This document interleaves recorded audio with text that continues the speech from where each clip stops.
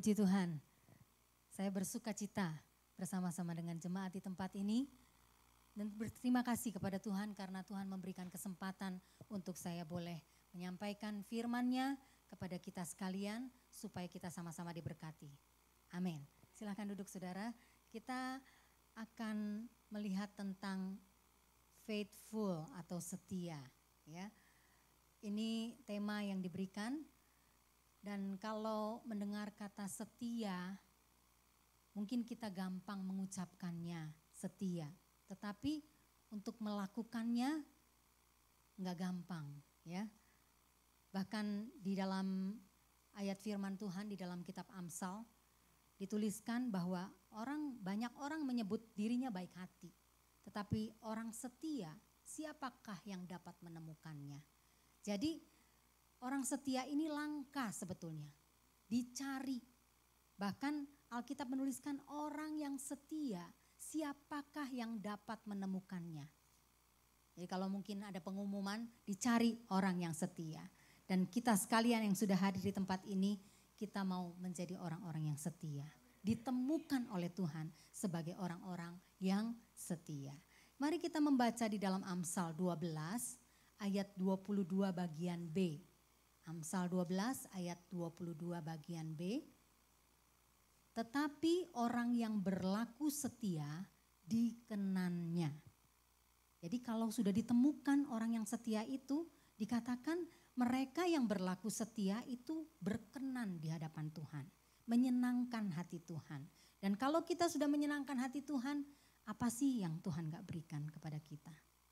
Seperti seorang anak yang menyenangkan hati orang tuanya. Ketika hati orang tuanya disenangkan, maka apapun yang diminta oleh anaknya pasti diberikannya. Kita mau belajar tentang setia ini, ya. Kata setia dalam bahasa Inggris itu adalah faithful. Dan faithful itu berasal dari kata faith, ya. Yang artinya iman. Jadi setia itu sebetulnya, orang yang setia itu berdasarkan iman. Ada kata iman di situ, faithful, iman yang penuh. Orang yang setia itu sama memiliki orang yang memiliki iman yang penuh, full, ya. Jadi kalau kita sambung faithful artinya iman yang full. Dan itu artinya setia. Diterjemahkan sebagai orang yang setia. Dan orang yang setia berdasarkan iman, mereka adalah orang-orang yang loyal. Biasanya kita kalau di sebuah perusahaan, orang-orang yang bekerja, pegawai-pegawai itu dilihat loyalitasnya. Sehingga ada reward yang diberikan. Ketika dia bekerja 20 tahun, 25 tahun, ya 30 sampai 40 tahun, mungkin ada yang sampai 50 tahun karena begitu panjangnya waktu kerjanya mulai dari muda. Mereka adalah orang-orang yang loyal. Dan ketika mereka menjadi loyal, maka bosnya itu pasti akan memberikan reward. Orang-orang itu dihargai, ya, karena bukan hanya berprestasi. Kalau orang berprestasi kita tahu pasti memang dapat reward, ya. Tetapi orang loyal itu sama dengan orang yang berprestasi. Sekalipun mungkin, ya, apa yang dia capai tidak sama dengan orang-orang yang lainnya yang tidak loyal, pencapaiannya mungkin lebih tinggi. Tapi orang yang loyal itu memiliki prestasi yang tinggi sebetulnya. Nah, kata setia itu artinya apa sih? Ya, setia itu dalam kamus bahasa Indonesia ada dua arti. Ya, yang pertama adalah berpegang teguh atau berkomitmen. Yang tadi ya, loyal. Dia akan menjadi orang yang loyal. Kenapa? Karena dia selalu memegang teguh, memegang komitmennya. Apapun yang terjadi gak peduli, ya. Mau hujan badai, mau panas terik, pokoknya dia tetap maju, ya. Tetap melakukan apa yang Tuhan perintahkan. Jadi saudara, ini menjadi satu tolok ukur buat kehidupan kita orang-orang percaya. Bagaimana kita bisa menjadi setia kalau kita tetap berpegang teguh kepada firman Tuhan, kita berkomitmen kepada firman Tuhan, maka kita akan menjadi orang yang setia. Nah, berpegang teguhnya bukan kepada hal-hal yang salah ya. Kadang-kadang ada orang yang istilah bahasa Sundanya itu kalau nggak salah orang yang kekeh itu kemarin ini saya udah dapat kata-katanya, sekarang lupa lagi. Pokoknya ya itulah seperti itu ya. Orangnya kekeh, jadi dia pokoknya tetap, udah dibilangin juga itu salah. Pokoknya dia tetap berpegang teguh kepada hendaknya sendiri, maksudnya ya. Itu bukan setia. Karena apa? Dia merasa dirinya paling benar, lalu dia tetap pegang teguh, dia nggak mau dibilangin orang, itu salah. Ya, itu bukan setia. Berpegang teguh atau berkomitmen di sini adalah melakukan apa yang Tuhan perintahkan, firman Tuhan katakan, walaupun kadang-kadang nggak sesuai dengan keinginan kita, walaupun situasi dan kondisinya mungkin nggak cocok sama kita, ya, bukan situasi yang aman. Ada lagu yang mengatakan gini, Yesus ada bersamaku di setiap musim hidupku. Kalau kita berpegang teguh, berkomitmen, kita ingat saja, walaupun hujan badai, ya, ada musim hujan, ada musim panas, kalau Tuhan ada di dalam kehidupan kita, maka kita bisa berpegang teguh, tetap berkomitmen. Contohnya saudara, ya, berkomitmen atau berpegang teguh ini seperti suami istri. Saudara ingat ketika saudara dulu diberkati, pemberkatan nikah biasanya di altar, kita berjanji, sama-sama berjanji bukan? Suami istri berjanji. Suami berjanji kepada istrinya bahwa aku akan setia, aku akan mendampingi engkau di masa yang susah, di masa senang. Sama-sama ada janji nikah, sama-sama diucapkan. Tapi berjalannya waktu biasanya banyak benturan-benturan yang terjadi, ya. Ketika masalah datang, ketika persoalan datang, ketika hujan badai itu datang, kadang-kadang kita suka lupa sama janji kita, ya. Janji nikah kita, baik suami maupun istri. Saya nggak mengatakan salah satunya saja, karena ini dua menjadi satu, ya. Jadi kadang-kadang si istri bisa tidak pegang teguh, tidak berkomitmen, kadang-kadang suaminya juga seperti itu. Tapi semua itu membentuk, ya. Kita mau belajar, memang nggak gampang. Begitu kita janji nikah, ya Tuhan saya mau setia sama suami saya, sama istri saya sepanjang umur hidup saya. Ngomongnya gampang saudara. Tapi ketika kita harus praktek, ketika harus menjalani hidup suami istri itu, coba pengalaman saudara. Benar enggak? Saya tahun ini itu memasuki pernikahan ke 38 tahun. Satu waktu yang cukup panjang. Dan itu enggak berlalunya enggak hari ini pemberkatan langsung 38 tahun. Enggak saudara-saudara. Begitu panjang perjalanan hidup pernikahan kita. Dan saya dengan suami saya itu beda latar belakang. Suami saya itu latar belakangnya anak hamba Tuhan. Sedangkan saya bukan dari keluarga hamba Tuhan. Jadi ketika kita bertemu pasti ada gesekan-gesekan. Walaupun di altar sudah berjanji, saya akan setia, saya akan pegang teguh itu komitmen. Tapi begitu ada benturan, ada masalah, ada waktunya tuh yang kita ngerasa gini, Tuhan, tahu gini enggak nikah? Bener enggak? Ada enggak? Pernah enggak saudara merasa begitu? Saya pernah seperti itu. Kok susah banget ya pernikahan ini. Ternyata menikah sama hamba Tuhan enggak gampang. Walaupun saya juga sudah mengambil keputusan untuk jadi hamba Tuhan saudara. Jadi ketika kita masuk dalam perahu kehidupan bersama itu, wah itulah mulai ada gonjang-ganjing dan sebagainya. Bukan mulus-mulus saja. Tadinya berpikir gini, bapaknya pendeta nih hamba Tuhan. Jadi anaknya kita udah berpikir, wah selaraslah hidupnya baiklah seperti itu. Enggak taunya saudara-saudara, hamba Tuhan juga manusia. Jadi kita nggak bisa mengharapkan, hamba Tuhan itu Superman atau Superwoman, nggak bisa saudara-saudara. Jadi ketika ada benturan-benturan yang terjadi, begitu masih berdua ada benturan, begitu ada anak-anak tambah lagi benturannya, gara-gara siapa? Biasanya gara-gara anak. Mulailah kita sama-sama saling kekeh dengan pendapat kita untuk mengajar anak kita, ya kan? Saya maunya A, dia maunya B, dan nggak akan pernah ketemu, ya. Jadi sehingga anak juga mungkin bingung, si Mama A, si Papa B, gimana nih kita mau ngikut yang mana? Nah, hal-hal yang seperti itulah kita harus kembali lagi berpegang teguh atau berkomitmen. Kita memegang teguh apa yang sudah kita janjikan di depan altar waktu kita diberkati. Kadang-kadang memang sulit, perjalanan yang begitu panjang dan memang akhirnya saudara, pernikahan kami itu diuji ketika tahun 2021 ya, masa pandemi, ketika suami saya itu kena COVID. Wah, itu hal yang sangat berat buat saya. Dan waktu itu kalau nggak salah bulan Januari, awal Januari, mau masuk penutupan tahun ya, ibadah akhir tahun, dia udah nggak bisa pergi ke gereja karena kondisi badannya udah menurun terus. Sudah tes tuh waktu itu antigen dulu ya, bukan PCR. Antigen dulu udah garis 2 merah, wah udah nih. Saya tanya sama dokter kenalan saya WA, nih dok hasilnya begini, itu udah COVID katanya. Ya, walaupun antigen udah itu mah COVID. Jadi gimana? Ya cobalah PCR katanya. Waktu itu PCR belum gampang seperti sesudahnya. Tahun 2021 awal itu kalau nggak salah lagi tinggi-tingginya, lagi puncak-puncaknya. Ada beberapa hamba Tuhan yang juga yang meninggal waktu itu. Karena saya ingat juga waktu itu pendeta Junaidi Salat, itu teman kita juga, dia meninggal juga waktu itu di bulan Januari karena COVID juga.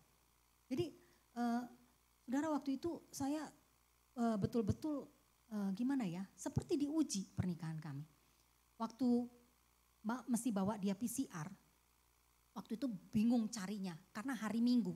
Kan orang-orang ibadah, lalu rumah-rumah sakit katakan gini, oh nggak bisa kalau PCR itu harus H-1, harus daftar dulu, nggak bisa langsung. Sedangkan saya pengen tahu ya, ini bener nggak? Kadang-kadang katanya antigen itu bisa dinyatakan COVID tapi PCR-nya malah negatif ya. Positifnya waktu antigen tapi PCR bisa negatif.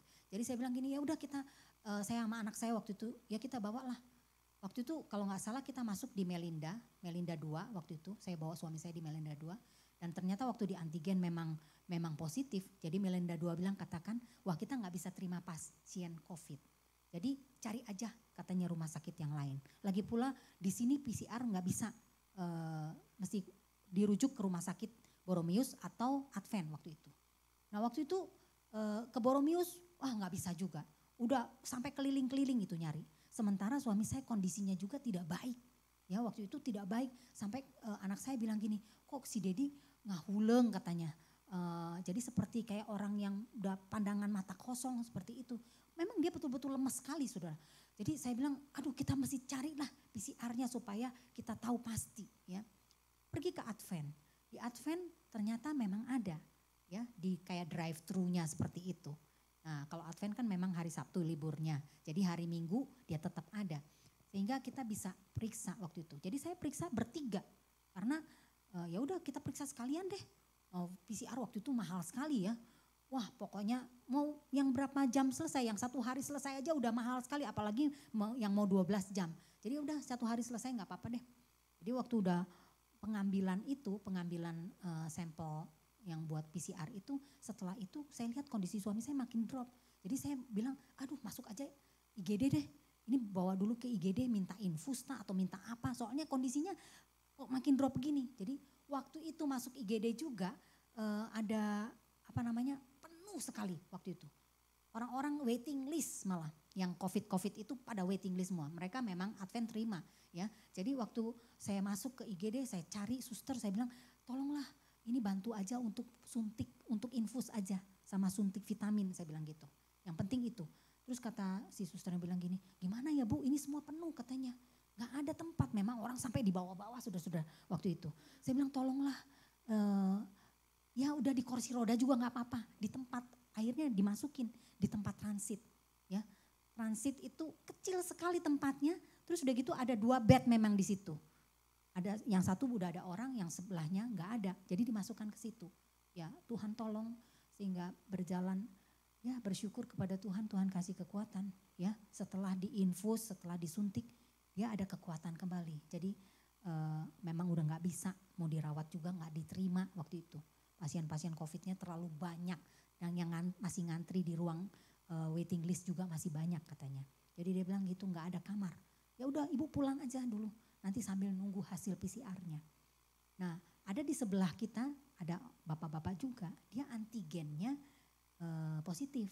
Dia lagi nunggu hasil PCR, dia negatif atau positif. Karena dia mau terbang waktu itu, mau pulang ke Makassar kalau nggak salah. Jadi dia bilang gitu, karena dia pejabat Advent, jadi dia dikasih spesial khusus lah, dicepetin gitu.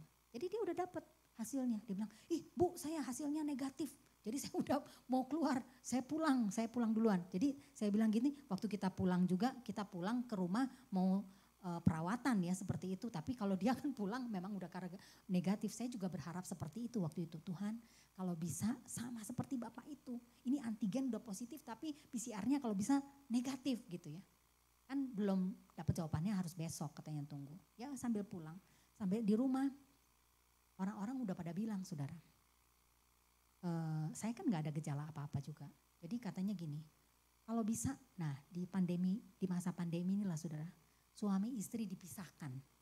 Kalau satu kena COVID, yang satu lagi gak boleh bergabung. Ya kan, ini udah ketahuan ini, udah ada indikasi. Jadi katanya lebih baik ibu nanti pisah kamar aja. Tapi saya bilang gini, kalau pisah kamar dia siapa yang nolongin, ya kan? Masa saya mau panggil suster juga gak bisa, kan ini di rumah. Jadi akhirnya saya rasanya gini, kadang-kadang waktu itu bingung juga. Nanti kalau saya bareng dia nanti saya ketularan, ya kan? Tapi saya ingat, Tuhan ingatkan saya. Coba apa yang kamu katakan waktu di altar dulu. Diuji benar-benar saudara. Kamu pegang teguh enggak komitmen kamu menjadi istrinya Paul Korompis itu. Jadi saya bilang gini, ya Tuhan saya mau tapi saya takut nih. Saya takut ketularan kalau dia kena COVID, ya pasti saya juga kena. Tapi terus udah gitu saya bilang, ya udahlah biarin. Kalau dia kena COVID, saya juga harus kena COVID, ya nggak apa-apa dah. Pokoknya kita sama-sama ya. Karena ada teman saya yang suami istri, dia istrinya kena COVID, suaminya nggak mau tidur bareng-bareng, nggak mau satu kamar. Ya tapi ada di rumah sakit, waktu itu bisa masuk rumah sakit. Jadi saya bilang gini, ini COVID ini memisahkan suami dan istri. Kondisi itu ya, kan kita nggak mau ketularan salah satu. Kalau udah ketularan apalagi kondisi gawat lah waktu itu. Saya cuma berdoa, Tuhan tolong saya tetap mau jaga dia. Jadi kita tetap tidur di satu kamar walaupun saya tidurnya akhirnya di bawah. Pakai kasur lipat ya di bawah. Lalu ada beberapa orang yang katakan, jangan, harusnya jangan. Saya bilang gitu, enggak lah pokoknya saya tetap mau pegang teguh komitmen saya sebagai istri ya. Jadi walaupun harus tidurnya di bawah, walaupun harus pakai masker 2 rangkap, dia tidur harus pakai masker katanya. Takut nanti ketularan dan sebagainya. Suami saya tuh belum tahu. Dia waktu diperiksa gitu kan dia bilang dia tahu hasilnya besok. Jadi sambil menunggu malam itu saya cuma berdoa, Tuhan tolong nyatakan kuasamu. Besoknya kita dapat hasil. Malam-malam anak saya ngambil ke Advent. Walaupun sudah dikirim lewat WA waktu itu hasilnya. Dan saya tahu saya dengan anak saya negatif, suami saya memang positif, PCR, dia kena positif. Nah dia kan pengen tahu juga, jadi dia itu bilang gini, gimana hasilnya? Tapi anak saya bilang gini, Mam jangan kasih tahu Mam, nanti takutnya dia tambah shock. Ya kan kondisi hari-hari itu kan memang, soalnya nanti dia kadang-kadang juga seperti udah ngaco-ngaco. Jadi saya bilang Tuhan tolong nyatakan kuasamu, gimana caranya ngomong sama dia supaya dia tidak shock gitu ya. Jadi dikasih hikmat sama saya, saya dikasih hikmat waktu malam-malam itu. Terus kan anak saya udah pada bingung karena teman-temannya bilang gini, harus tetap Dedi kamu itu sudah usianya udah lansia. Jadi tetap harus dia tabung gas katanya. Sampai dia cari tabung gas malam-malam. Kan suami saya tambah bingung, ini ada apa sebetulnya? Gimana hasilnya? Cuma saya bilang belum keluar katanya, belum keluar. Padahal anak saya udah bilang udah keluar. Mami kan negatif, jangan tidur bareng Dedi. Udah gak bisa ya, pokoknya kemarin malam udah udah tidur bareng, masa sekarang mau udah dapat hasilnya terus kita gak tidur bareng, nanti kan dia malah tanya-tanya. Tapi Tuhan itu sangat baik saudara. Jadi ketika kita mengambil keputusan, komitmen bahwa saya mau tetap setia kepada suami saya, gak gampang saudara. Itu dalam keadaan orang ada sakit yang menular. Tapi ketika saya mau lakukan itu, Tuhan nyatakan kuasanya. Saya gak kena sakit saudara. Saya gak ketularan sama dia. Walaupun tidur bareng-bareng. Satu kamar. Harusnya katanya udah pasti itu nular. Dan yang luar biasanya Tuhan. pertolongan Tuhan. Dalam 1 minggu, orang lain bisa 3 bulan negatifnya. Ya, karena banyak katanya sel-sel yang mati yang masih kedetek lagi jadi positif terus. Suami saya seminggu kemudian kita PCR lagi, sudah negatif.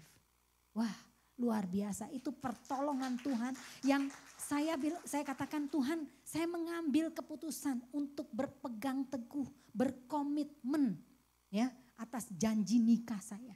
Dan Tuhan kasih rewardnya, dia sembuh.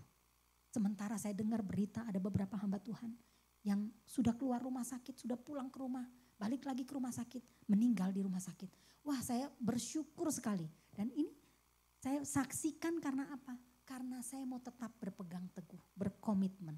Walaupun kondisinya tidak baik-baik saja. Dan itu tidak gampang, saudara. Ketika lulus ujian, Tuhan kasih rewardnya. Suami saya sembuh.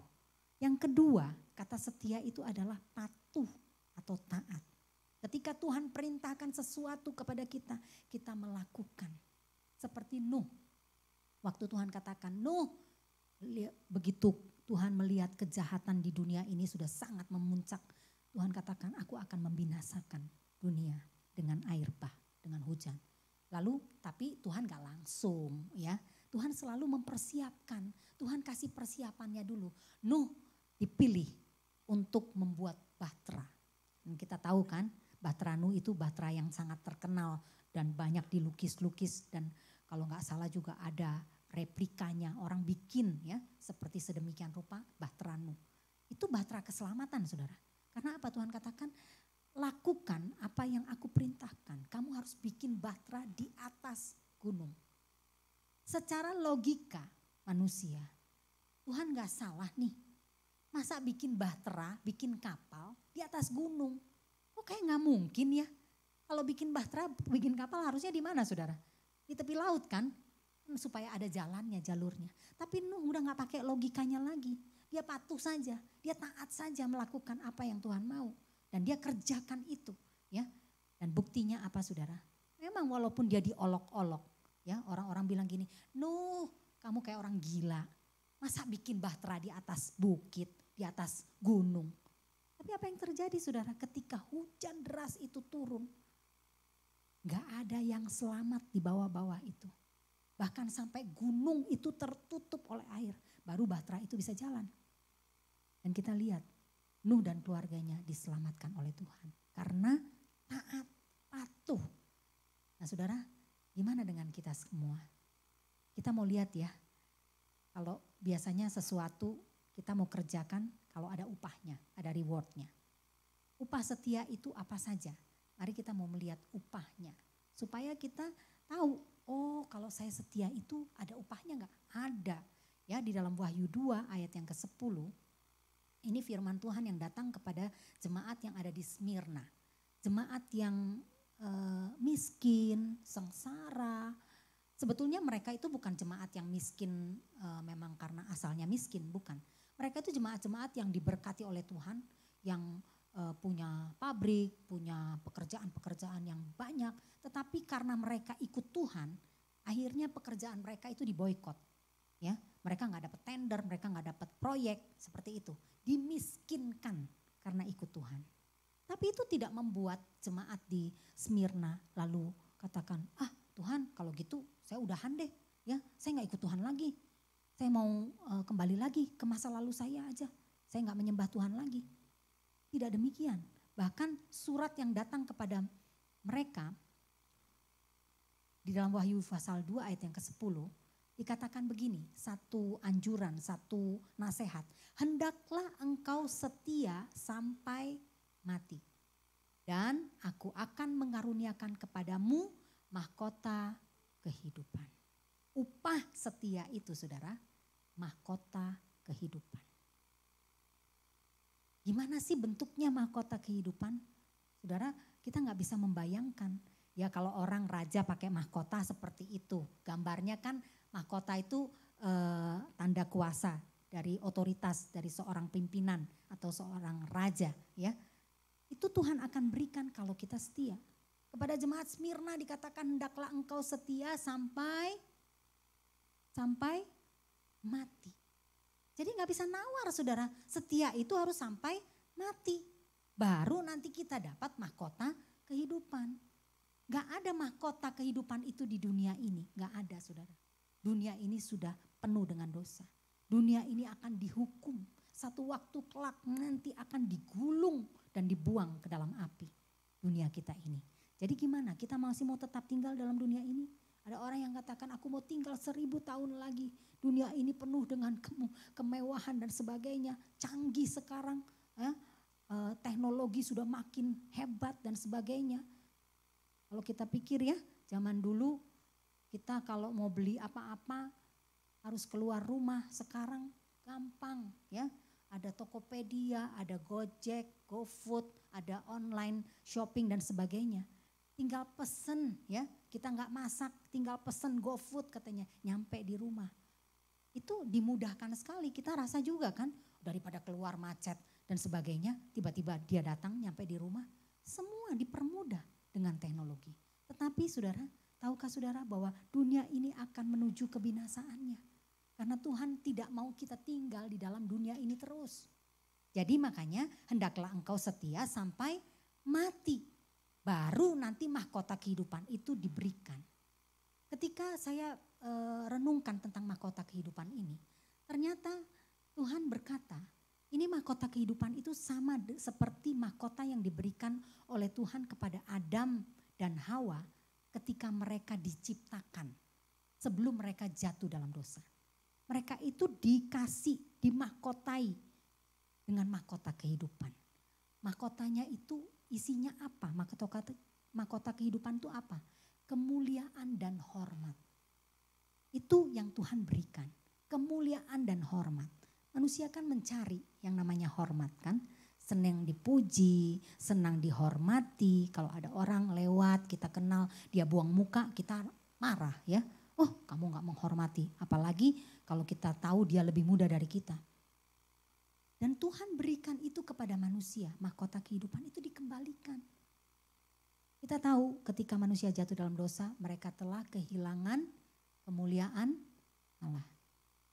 Mahkotanya hilang. Itu mahkota kehidupan itu hilang waktu jatuh dalam dosa. Tapi nanti kalau kita setia sampai mati, Tuhan katakan aku akan mengembalikan mahkota itu kepadamu. Mahkota kehidupan, isinya kemuliaan dan hormat. Yang kedua, upah setia itu ada di dalam Matius 24 ayat 13. Orang yang bertahan sampai kesudahannya akan selamat. Endure unto the end. Jadi sampai garis finish. Kita mulai sampai di garis terakhir. Finish. Kita menyelesaikan pertandingan kita. Kita enggak tetap di bagian start. Tadi kan kita sudah nyanyi. Tuhan sudah memulai karya yang indah dalam kehidupan kita. Sesuatu yang baik. Dan dia juga akan menyempurnakannya. Ketika kita mengisi kehidupan kita ini, kita tahu ada waktunya, ada saatnya kita akan mencapai garis akhir itu.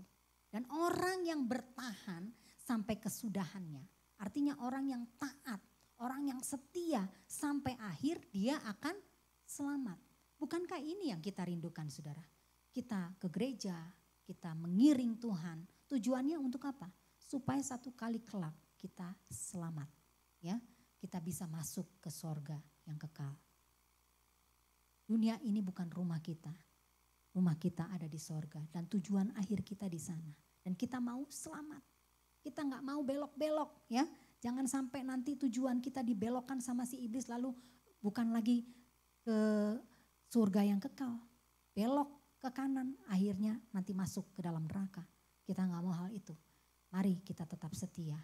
Orang yang bertahan sampai kesudahannya itu akan selamat. Dan yang ketiga upah setia itu ada dalam Filipi 2 ayat 8 dan 9. Ini gambaran dari Yesus ketika dia menjadi manusia. Ketika dia menjadi manusia saja sebetulnya saudara Filipi menggambarkan begini. Dari sorga yang mulia, kalau kita kasih nominal, kasih angka. Sorga itu anggaplah 100. Angka 100 kan angka yang paling besar ya. Angka sempurna lah istilahnya, full 100. ketika dia memiliki angka 100 lalu dia turun ke dalam dunia, dia katanya mengosongkan dirinya. Dari angka 100 dia jadi angka 0 karena dia mengosongkan dirinya. Dia lepaskan semua atribut, semua segala sesuatu yang dia miliki di sorga sebagai anak Allah itu. Dia lepaskan semua. Dia menjadi anak manusia. Bulan ini kita merayakan Natal. Mengingat kembali pengorbanan Yesus. Dia datang ke dunia, tinggalkan sorga yang mulia untuk menjadi sama dengan kita manusia. Hanya Yesus tidak berdosa. Kalau kita manusia berdosa, tapi Yesus tidak berdosa. Untuk menebus dosa kita, dia harus turun ke dalam dunia ini mengosongkan dirinya. Bahkan firman Tuhan katakan dia taat sampai mati. Itu Filipi 2 ayat 8 dan 9 menuliskan dia taat sampai mati. Maka Allah sangat meninggikan dia dan mengaruniakan nama di atas segala nama. Kenapa Yesus ditinggikan? Karena dia sudah mengosongkan dirinya. Dia sudah merendahkan dirinya. Bahkan dia taat sampai mati. Tadi jemaat Smyrna katakan hendaklah engkau setia sampai mati. Dikasih mahkota kehidupan.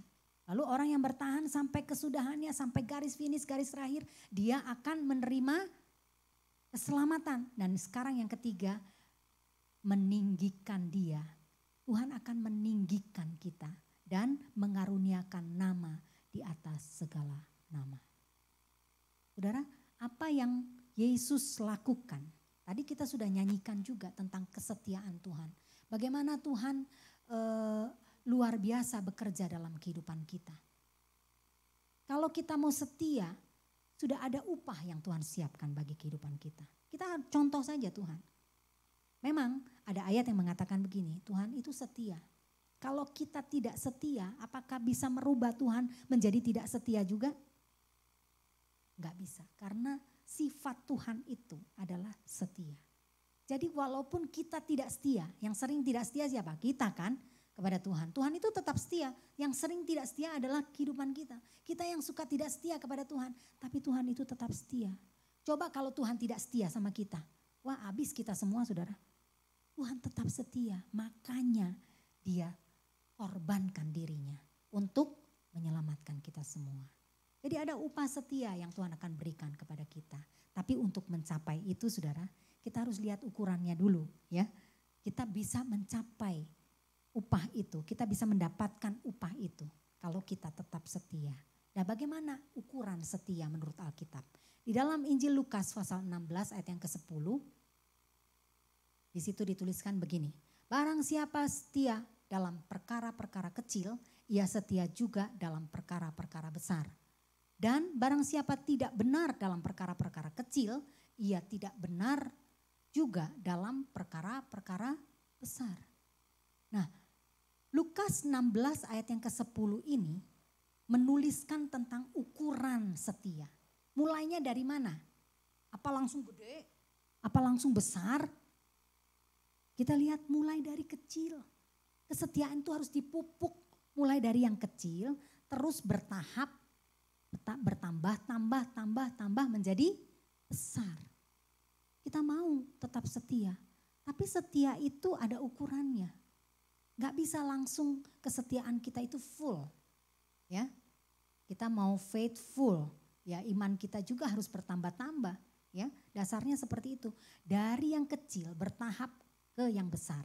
Dan barang siapa setia dalam perkara kecil, dia akan setia juga dalam perkara besar. Saudara, jadi kita mulai dari hal-hal yang kecil dulu.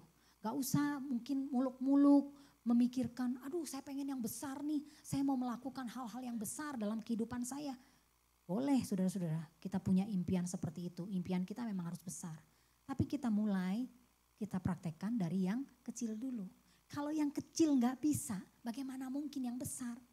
Ketika kita setia dalam perkara yang kecil, maka Tuhan akan percayakan perkara yang besar. Contohnya ada di ayat 11. Coba saya mau minta satu orang membaca Lukas 16 ayat yang ke-11. kita akan lihat contoh yang Tuhan berikan. Yang kecil tuh yang gimana, yang besar tuh gimana. Lukas 16 ayat yang ke-11, ada yang mau membacanya? Silakan.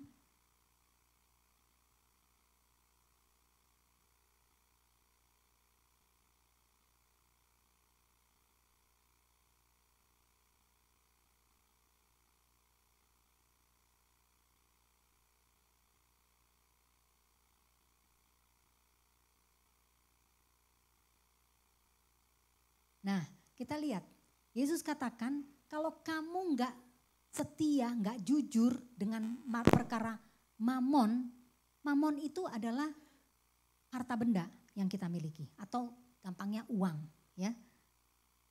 Itu Tuhan anggap kecil, walaupun kita mungkin memilikinya banyak di dunia ini. Mungkin kita memilikinya harta yang banyak, kita orang kaya. Kita memiliki mamon yang banyak, tapi tetap di mata Tuhan itu kecil.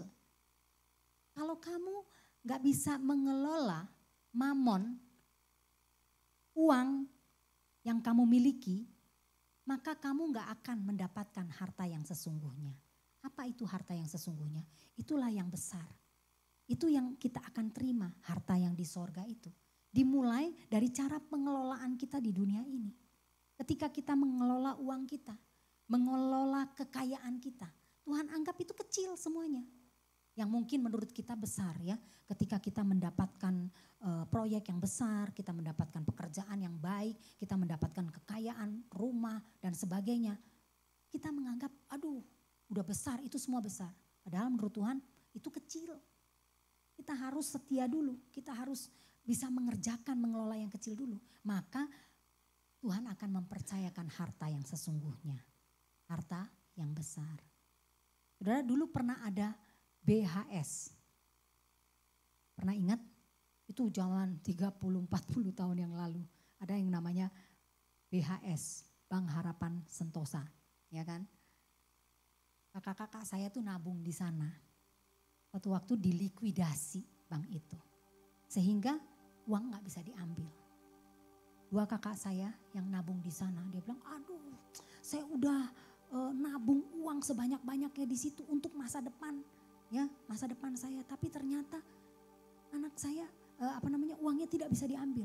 Stres dia, saudara. Lalu mulai katakan gini, gimana ya caranya?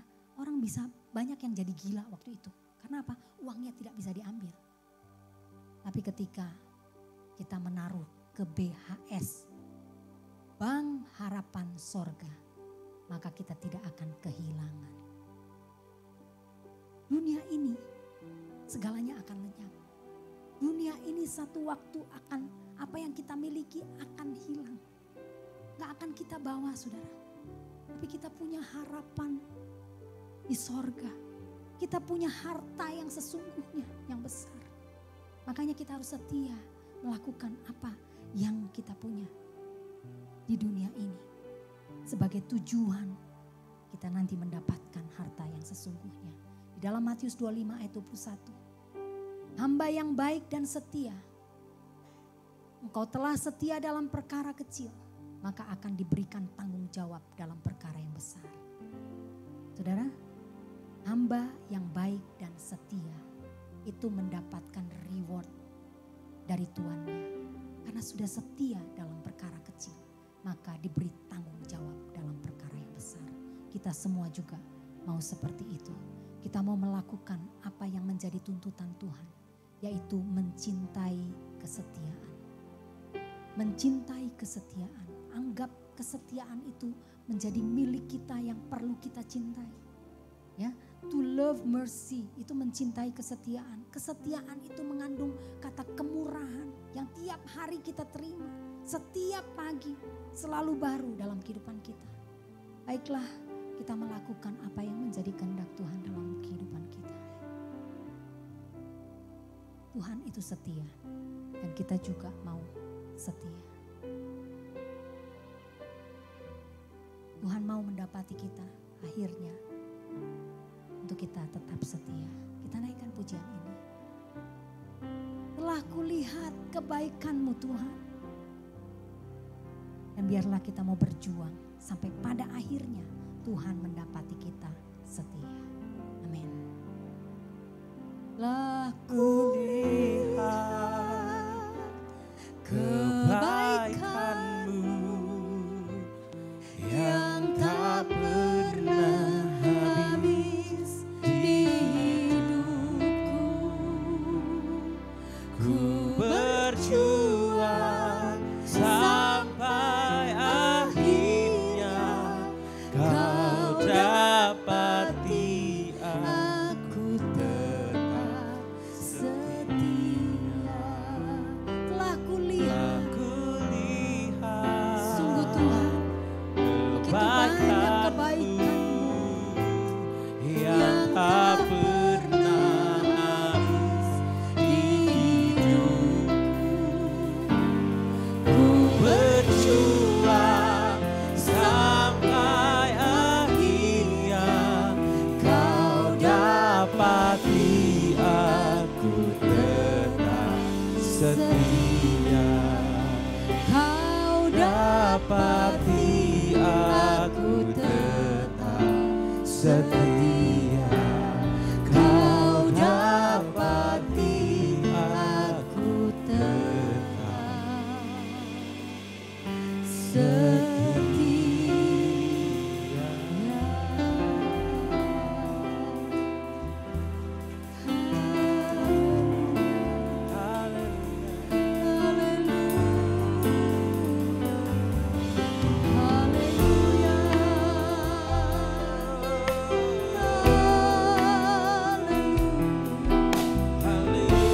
Ini kerinduan kami Tuhan, Engkau mendapati kami setia.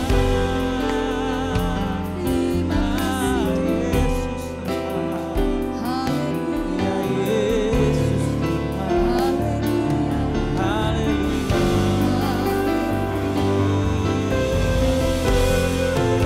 Terima kasih Tuhan, sangat baik dalam hidup kami. Engkau setia Tuhan, Engkau telah setia dalam hidup kami. Kami rindu Engkau juga mendapati kami tetap setia Tuhan.